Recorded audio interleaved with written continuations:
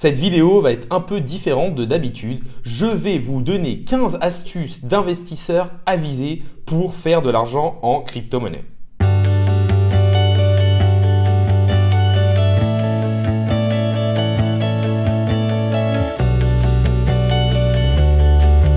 Salut à tous, c'est Inspecteur Crypto, bienvenue dans la vidéo du jour qui va être sur les 15 astuces pour devenir un investisseur avisé.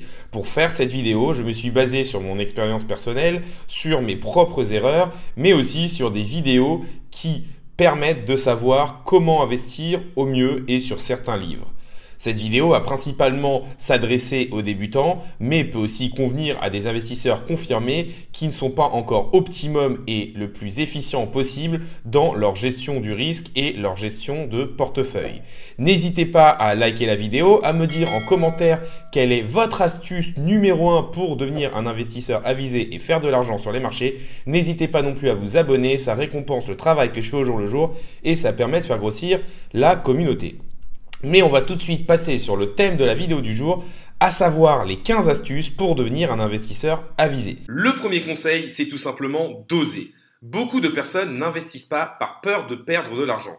Mais ce qu'ils ne savent pas, c'est qu'avec l'augmentation de la masse monétaire et l'inflation, le simple fait de laisser son argent dormir à la banque leur fait perdre de l'argent et du pouvoir d'achat. Il faut juste sauter le pas en commençant petit et dans un écosystème connu ou moins risqué. L'investissement sur un ETF qui va répliquer la performance du marché américain offre 9% de rendement moyenne annuel avec un historique de plusieurs dizaines d'années. Investir une petite somme tous les mois pour avant garantir une belle retraite avec la magie des intérêts composés. Par contre, il faudra laisser cet argent travailler car certaines années connaîtront des pertes qui seront compensées par d'autres années en gains. Le deuxième élément à prendre en compte est l'horizon d'investissement qui pour ce genre d'investissement sera long terme. Après, vous pouvez aussi plus vous renseigner et investir par exemple dans les crypto-monnaies pour avoir un peu plus de risques et donc des gains potentiels plus gros.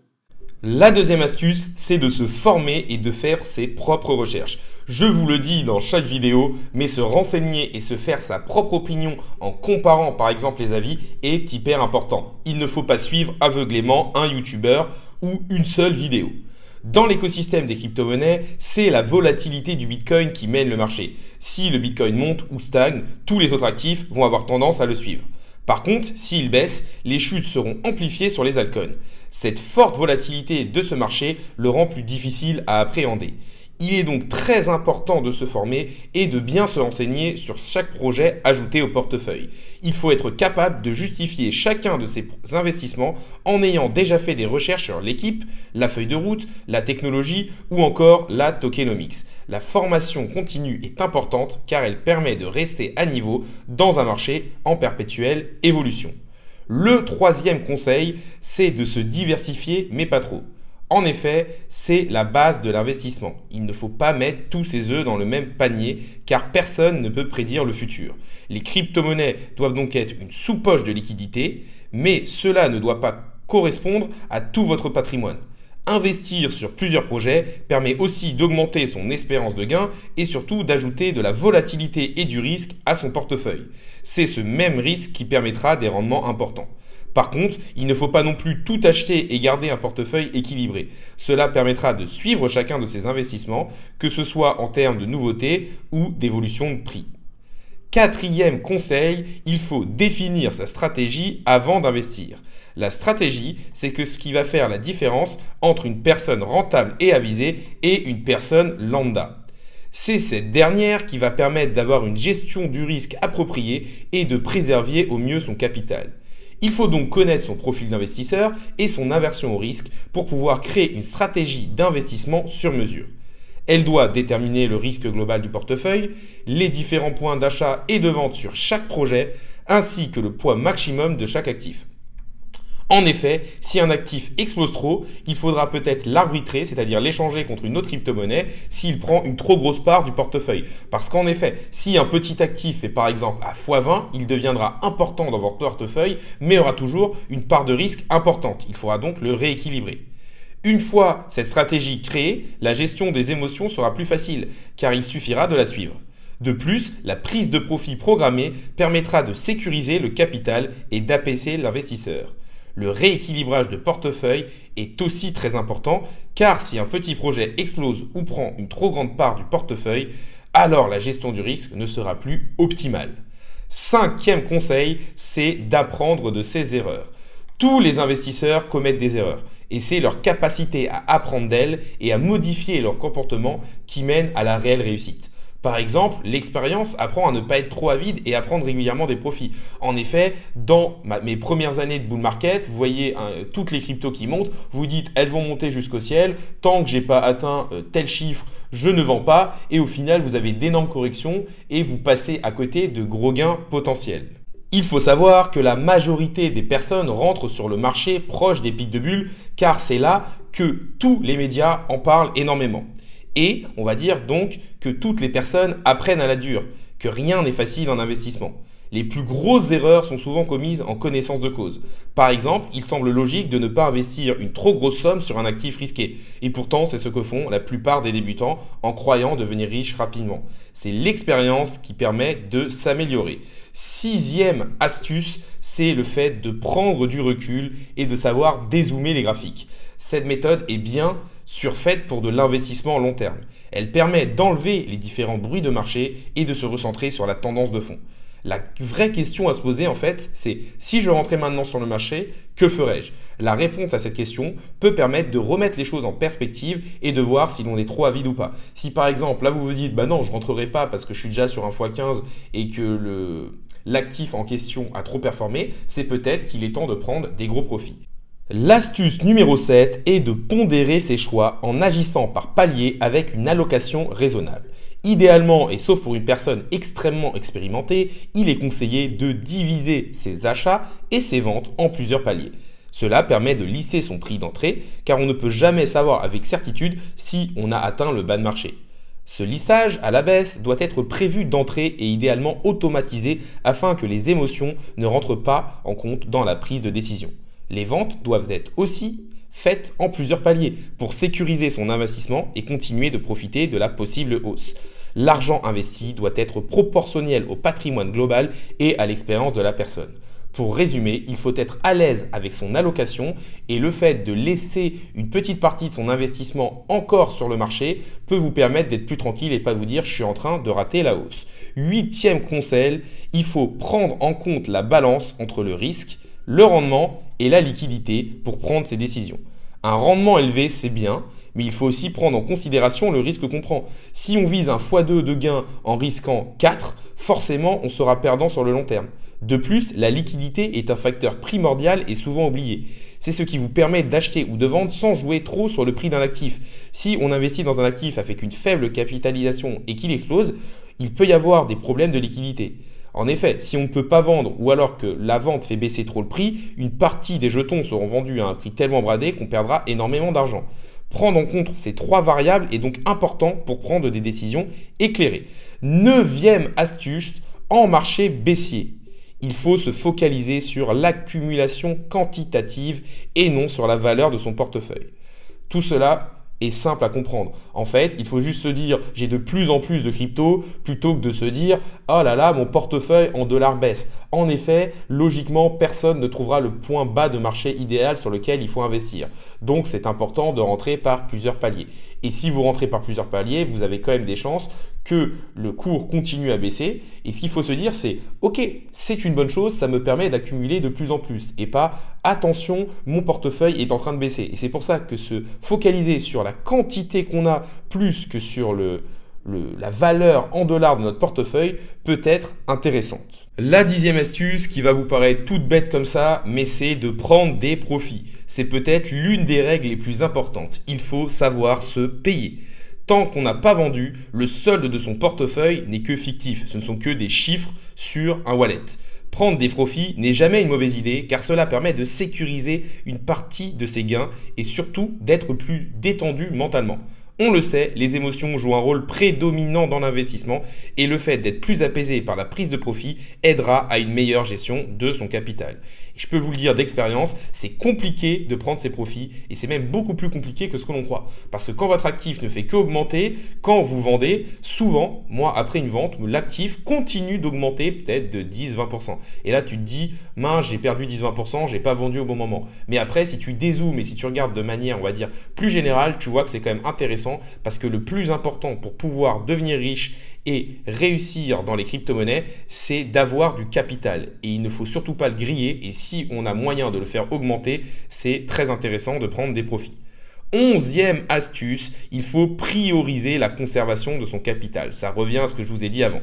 Cette astuce rejoint donc la prise de profit. Le capital, c'est le carburant qui permet d'investir et de trouver du rendement. C'est pour cette raison qu'il faut avoir une stratégie et une bonne gestion du risque.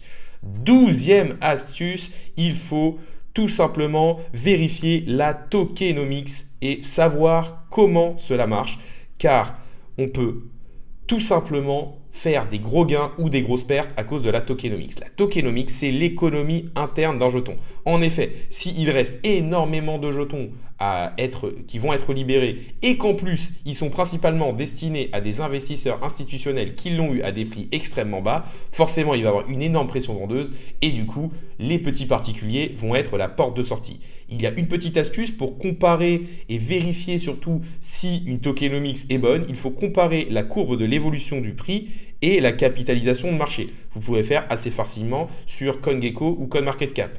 Si les deux sont similaires, c'est que l'inflation est contrôlée et qu'il n'y a pas à première vue une énorme pression vendeuse sur l'actif. Il faut bien sûr regarder en détail la tokenomics et la répartition des champs pour éviter la mauvaise surprise. Mais on va dire que ça, en un geste et en une vision, vous pouvez savoir, ok, là il y a vraiment une bonne tokenomics ou une mauvaise. Vous pouvez par exemple regarder Casper, où vous verrez que la capitalisation de marché monte tandis que le prix ne fait que baisser parce qu'il y a tellement de jetons qui arrivent que le jeton n'étant plus rare, forcément si on concentre l'offre et la demande, le prix ne fait que baisser. 13e astuce, il faut utiliser des techniques d'optimisation de ses gains, à savoir le stop limit, le staking et les launchpads. Le stop limit, c'est une technique qui permet d'optimiser ses gains et qui doit être surtout utilisée lors d'une période de marché haussier. L'idée est de mettre un ordre de vente en dessous du prix actuel pour vendre si le prix baisse et de rester en position si le prix monte. Cela revient à dire, si le prix atteint telle valeur, alors je peux placer un ordre de vente à telle valeur. Le stop est le prix auquel l'ordre de vente se crée. Le limite est le prix auquel il sera effectué, ou en tout cas auquel la vente sera effectuée si le cours atteint cette valeur. On peut ajuster cet ordre au fur et à mesure de la montée. Cette technique permet de gérer son risque tout en profitant de la hausse. Le trailing stop est un outil permettant d'automatiser un ordre stop limit. Il va permettre que notre stop limit suive le cours de l'actif.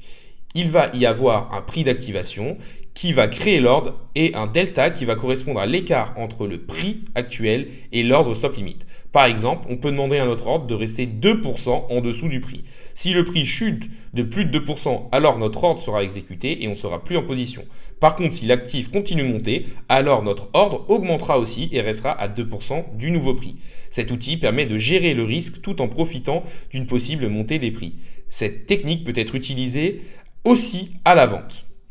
L'autre astuce est d'optimiser ses fonds dormants tels que les stablecoins en les prêtant sur des protocoles de finances décentralisés ou alors en les mettant en staking sur la blockchain sur de longues périodes. Cette manipulation peut rapporter d'énormes gains. Il y a une dernière technique qui sont les launchpads qui peuvent aussi permettre d'optimiser la crypto-monnaie déjà en notre possession, comme par exemple sur Binance avec son BNB.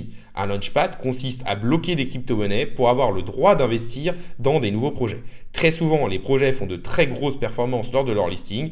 Les launchpads valent le coup si on détient déjà des crypto-monnaies. Les acheter juste pour cette action peut s'avérer peu fructueux.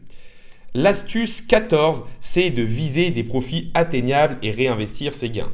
Le plus important dans l'investissement, c'est la préservation de son capital. Prendre des profits de manière régulière afin de sécuriser son investissement est donc primordial. Pour optimiser ses gains, l'une des techniques est de réinvestir une partie de ses gains dans un autre projet à potentiel qui n'a pas encore explosé à la hausse. Par exemple, trouver le projet qui fera poisson est extrêmement compliqué et quand même quasiment impossible. Et ça nécessite une énorme part de chance. Par contre, trouver des projets x5, surtout après un marché baissier, c'est beaucoup plus facile. Si vous faites un x5 et que vous le réinvestissez dans un autre projet qui fait lui aussi x5, alors on aura réalisé un x25 sur notre investissement en trouvant seulement 2 x5. Si on réinvestit ces gains dans un autre projet x4, on aura réussi un x100 en 3 étapes en ayant trouvé des projets qui n'ont pas eu à faire des rendements de folie. Le réinvestissement de ces gains permet donc d'atteindre des objectifs de rendement très élevés de façon plus facile. La bonne pratique est de réinvestir une bonne partie de ces gains dans plusieurs autres projets et de garder une partie en stablecoin afin quand même de sécuriser une partie de ces gains. Cette méthode doit être utilisée en début et milieu de bull run, mais quand on arrive sur la fin, il faut mieux juste faire de la sécurisation et ne faire que des profits. 15e et dernière astuce, c'est d'avoir le bon état d'esprit. Il est possible de modifier ses pensées grâce à son esprit, de modifier ses croyances grâce à ses pensées, de modifier ses habitudes grâce à ses actions. Tout part donc d'un état d'esprit d'investisseur afin de mettre en place les actions vers l'indépendance financière. Avoir un esprit d'investisseur, c'est déjà de se voir réussir, ensuite de se former en permanence et enfin d'oser investir en ayant une stratégie bien définie. La mise en place de bonnes habitudes permet d'éviter les erreurs et d'optimiser ses investissements. Et cela découle encore une fois de l'état d'esprit. Les habitudes permettent quant à elles de mettre en place les actions pour réussir. Conditionner son esprit est donc l'une des premières choses à faire en, par exemple, se posant la question de pourquoi je veux réussir, du comment y arriver. Ces deux simples questions permettront de définir le plan d'action et de trouver la motivation. On arrive sur la fin de la vidéo, donc déjà n'hésitez pas à liker, n'hésitez pas aussi à me dire si vous aimez ce type de vidéo et quelle est votre astuce que vous avez trouvée la plus intéressante. N'hésitez pas non plus à vous abonner, ça récompense le travail que je fais au jour le jour et ça permet de faire grossir la communauté. Pour résumer, on a vu 15 astuces qui sont issues de mon expérience afin de vous permettre d'être un investisseur plus avisé, que ce soit sur les marchés traditionnels ou sur les crypto-monnaies. La vidéo du jour est maintenant finie. Salut à tous et à la prochaine!